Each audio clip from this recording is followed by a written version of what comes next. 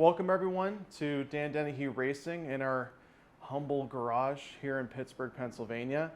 What we're going to be doing today is going to be a lot of fun. As you can see, I'm standing next to our 1997 Toyota Cresta. This is a JZX-100 chassis, which makes it mechanically the same as the Chaser and the Mark II. These are a little bit different though. This is meant to be more of the high-class luxury option.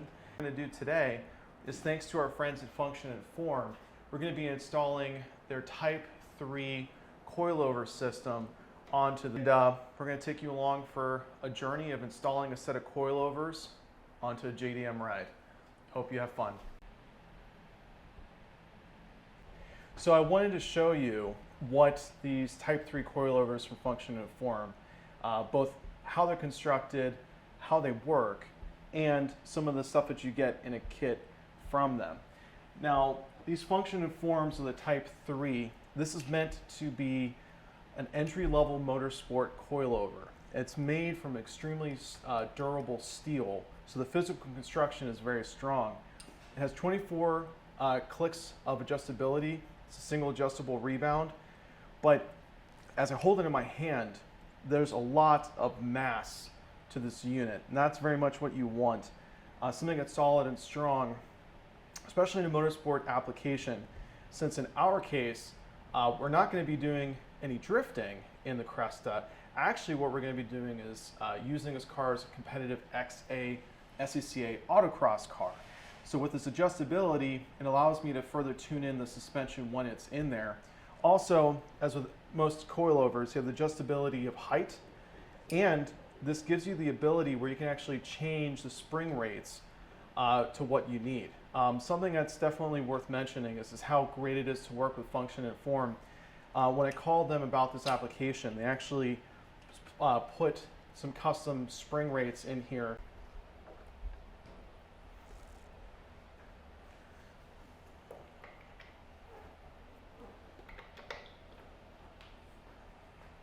A coilover install is really not that hard of a thing to do on a car like a JZX-100. We're going to rip off the front right tire in a little bit, but essentially all we need to do is to get to these three nuts at the top, and then whenever we get the suspension in front of us in a little bit, there's one carry-through bolt at the bottom. So typically, coilover install, maybe 2 hours of time. We'll have a little bit more wrestling to do when we get to the back, because we actually need to remove the back seat to get to the top bolts of the rear suspension.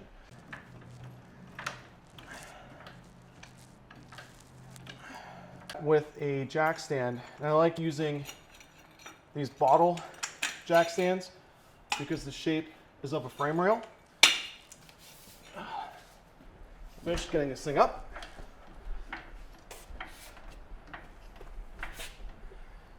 That's more than enough. Bring it right to where that frame rail is. And you see I've used it before. Bring her down.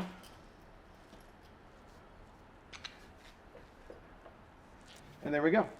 So now we've got the car safely up and secure.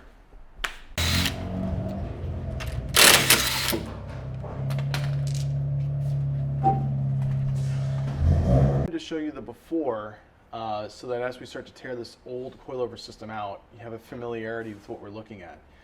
One of the nice things about the JZX-100 chassis is that you do have the ability to add upper arms, and these, as you can tell, have already been fully pushed in, which means that adds camber. Top of suspension, and these three bolts are what hold in the top hat of the coilover. In this case, you want a 12 mil socket, and you want to do deep well so you have enough length to be able to sit over the stud of the coilover. Now all we're trying to do here is break these loose, which these are very well torqued, as you can tell. But you can still break this off by hand. We're going to use some penetrant fluid just to let the chemicals be able to help us out in loosening this bolt. And then, like many Japanese cars, you're going to see 17mm is a theme here. It's one 17mm bolt that we need to remove at the bottom of the coilover, and then this will be free.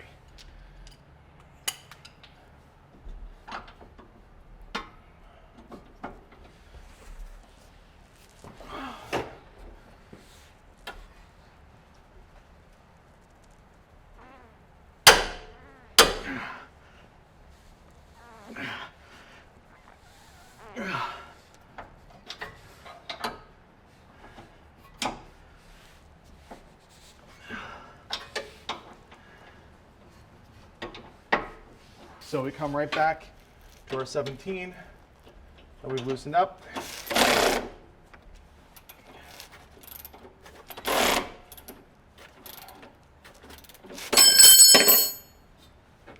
And finish taking off this bolt.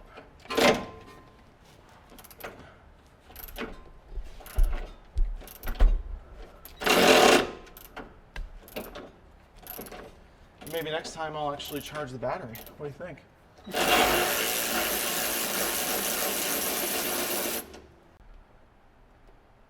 So now the final piece of the puzzle, notice we removed, or at least loosened these nuts.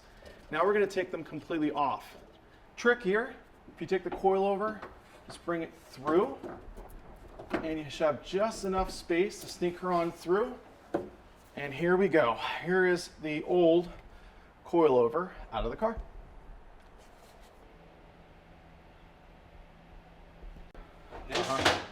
This is an improvement. We have vintage, Victorian era, drip spec, crusty coilovers from the 1990s. Versus brand new, good Johnnies. Johnnies even. I'm calling them Johnnies, you know? Full Johnnies. Full Johnnies. Full Johnny spec. So the next thing we need to do is we need to confirm the ride height of the coilover that we're putting onto the car. Easiest trick is with the older coilover setup, we pretty well dialed in the heights of what we want to see on the car. I measured from top hat to bolt 18 inches. So as we switch over, what we need to do is to make sure that the distance between here and here is also 18 inches. All right, so installation is reverse of install, or disassembly, I should say. It also helps if you have friends, because as I line this coilover through, our buddy Sean is going to loosely put on the hardware on the top hat. So just like we saw earlier, we snake the coilover through the car. That lets Sean just loosely put the hardware in at the top.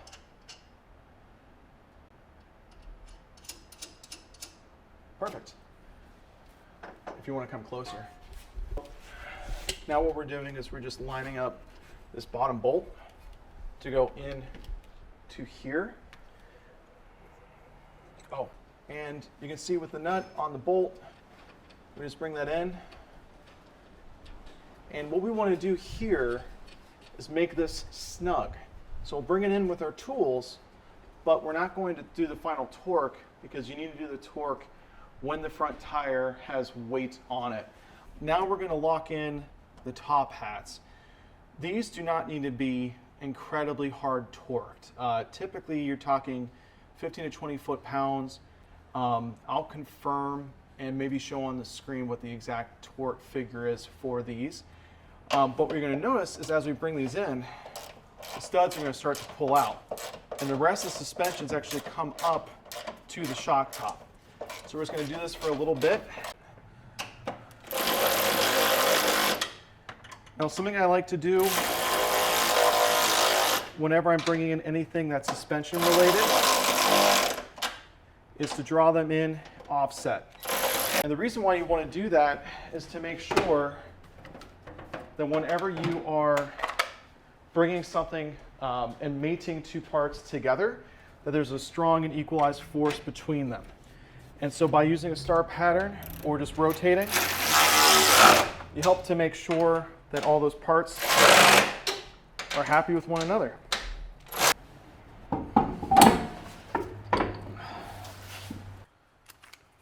And star pattern one more time.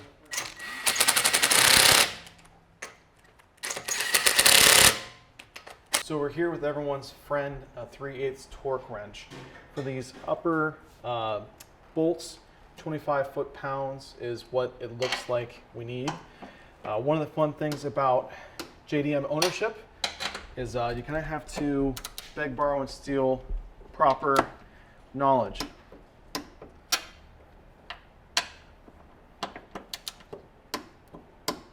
And now we're going to move to the back of the car.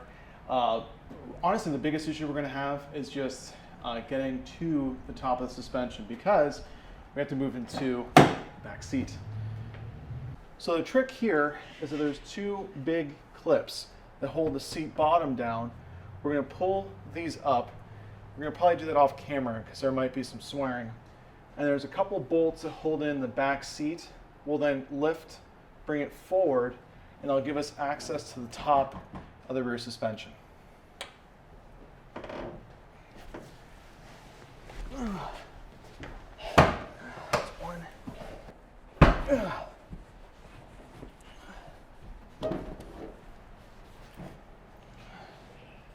then just like that, your seat, and do it nicely so you don't harm the paint in your beautiful car.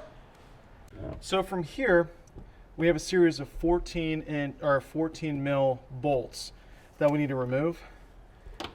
And this is definitely one of those perfect tools for 3/8 ratchet like this. This should be loose on both ends. And what we're going to do is lift up and over. You hear those clicks, little plastic pieces. We'll put it all back in, but that way we can get to the rear suspension. Because it's a little bit difficult to see, what we wanted to do is to push the seat back so you can see where the top of the suspension hides. Like the front, I believe we're looking at 12 mil socket to relieve those three bolts. What we'll do is we're going to loosen them up, then go below the car, take out the large lower bolts, and then come to the top by hand to remove these three bolts.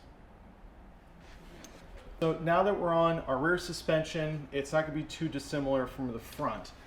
First thing we do, take off our lug nuts. All right, so in the back of the JZX-100, you're going to need a 19 millimeter to get the suspension bolt out from the coilover. I was able to get it loosened up a little bit. It's a little bit tough to see, so if you want to come in tight, what I did was I used a 1/2 inch with an extension, and on the back I've got a 19 mil wrench just to hold the bolt in place.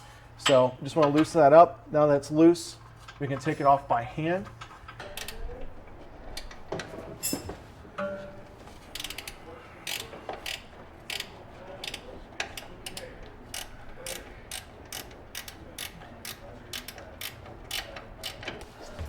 So this is going to take a little bit of persuasion.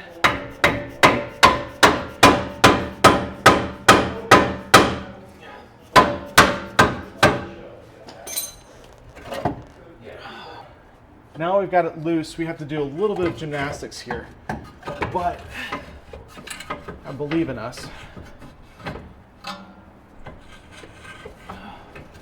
And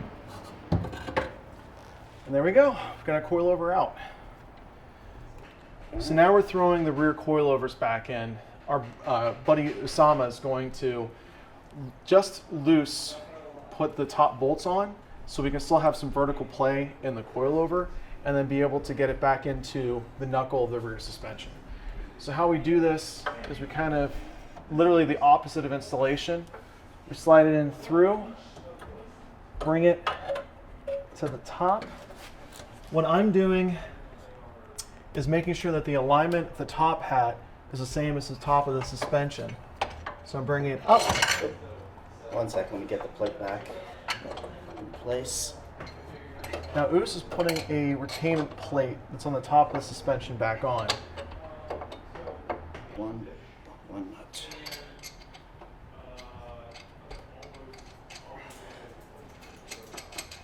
Two nuts. And 3 nuts. Cool. So next thing we want to do is, again, we're going to use our jack to bring the back of the knuckle up. Now, I could probably just finagle this with my hands and slide it in, but by doing it this way, I have easier control over the location of the knuckle.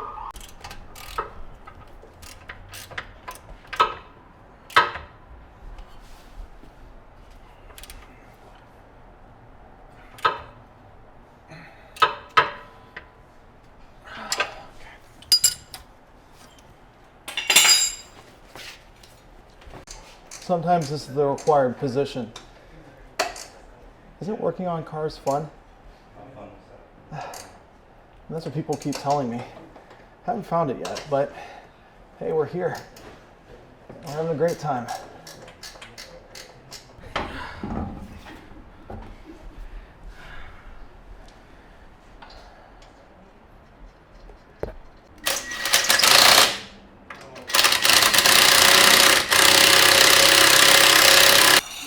So let's see how the ride height sits.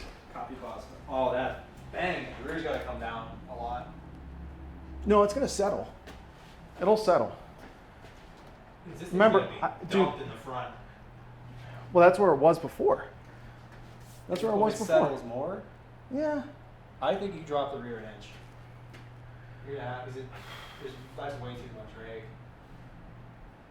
You know, I don't mind the rake. Dude, I like the rake. It's Rakes gonna. rakes are for leaves, man. Rakes are for what? Rakes are for leaves. Oh gosh. Wow. And on that note, mentally, been unwell for some time.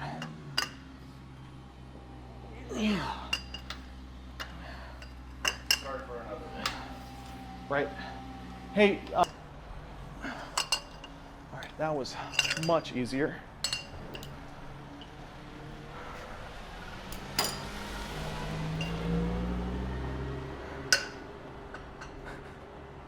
How many video days do you have where you have random race cars go through your screen? Not many, not enough.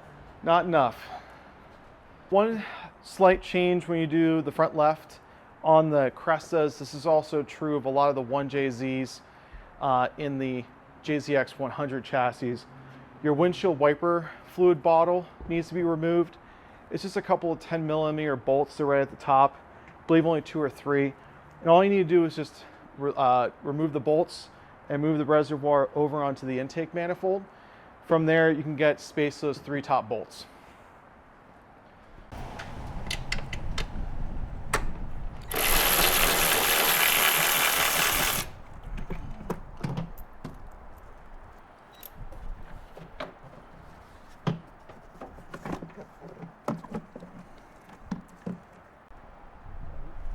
So just like we did on, well, on this side, driver's side, on the passenger side, we're just going to loosen up these 12s. And what we want to do is, again, leave slack there so that whenever we remove the coilover, it doesn't come flying at us while we're underneath the car. Interesting thing, this is an OBD2 car, but that's where you actually plug in to do it. Most modern cars now, your OBD2 is inside the car by your feet. And if you're wondering why someone is crazy enough to import a car like this that was never in the United States, the engine that you're looking at is a 1JZ. It's extremely similar to the 2JZ that was in the almighty Supra, made famous in Fast and Furious. They're great engines, and I will tell you, it is a ton of fun having this in a car that looks as, I say basic, simple, as this one. So we're feeling good here. Now what we're gonna do is go underneath, release that one bolt at the bottom of the coilover, and then get that sucker out. All right, Teddy, Lucy. There we go.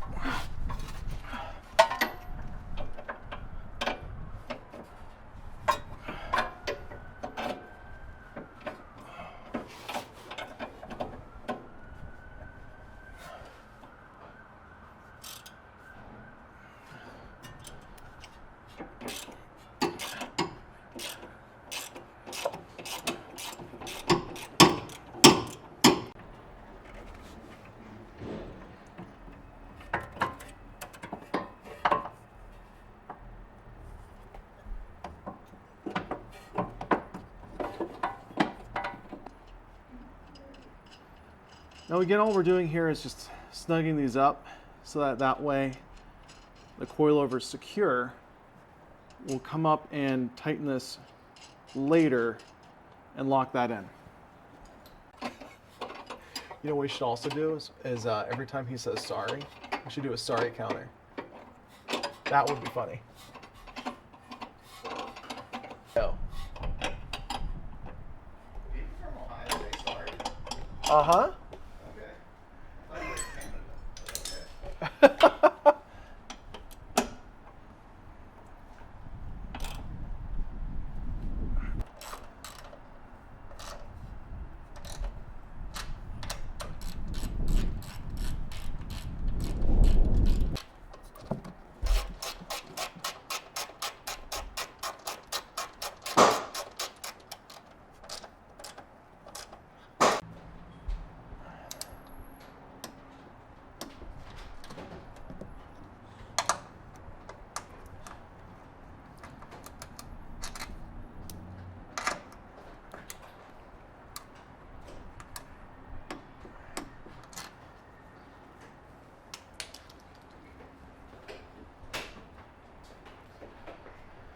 So here's a really cool and easy top tip, especially if you're going to be doing drifting, autocross, time attack. Whenever you're taking a car and using it for a performance application, you're going to be hitting and bashing your suspension off of things. That means that in between sessions, heats, what have you, you want to make sure that all of your suspension components haven't moved. Now, a lot of times people will do things like nut and bolt checks, but something that I like to use in order to speed the process up is a Sharpie marker. So what I'll go ahead. So one of the things that I like to do is to mark off the location of my nut in relation to the suspension tower. And why I do this, and really there's no way of doing this wrong so long as you paint both the nut and the shock tower. But if I come back to this car after, let's say, a pretty vigorous autocross, drifting, track night, if I see the nut has moved from that location, then I know I need to tighten this bolt. This is a very easy way to be able to visually check if anything in your suspension has moved. And I'll tell you, just by doing this, 2 years ago at the runoffs, which is the SCCA's big national championship race, we had 2 of these nuts actually come completely off. The third barely holding on. And so let this be a notice. If you haven't done a nut and bolt check and you're drifting, you're racing, definitely worth a shot. And don't forget to mark off your suspension bolts so that you can make your life that much easier. Make it happen, Captain. You know I'm here for it. I mean, then once the FC's done, oil pan, adaptation you need and stuff. And then press hand of the lens. Well, fella, grab yourself and I'm gonna. That bad, eh? Did he just become Canadian? say A again. Hey man, I live No. That's all I say. Say A again. Say it. A. Huh? It's happened. It's happened. We have it on tape too. You know, I lived in Canada. That's right, you're mic'd up. Uh-huh. Put this in the bloopers reel. For years. There we go. And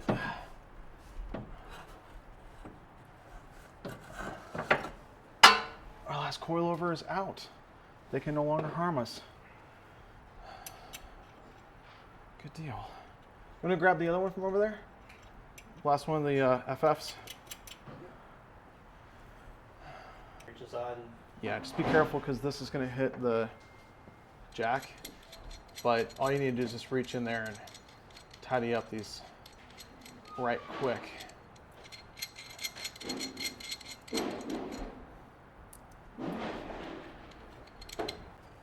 And just put a couple threads through each one. Yeah. So it just kind of hovers.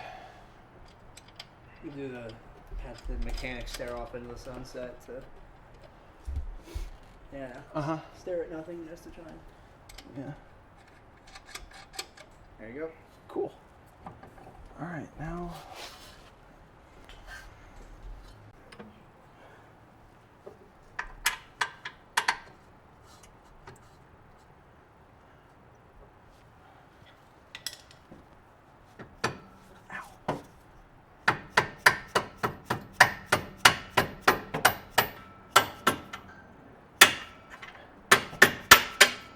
There we go.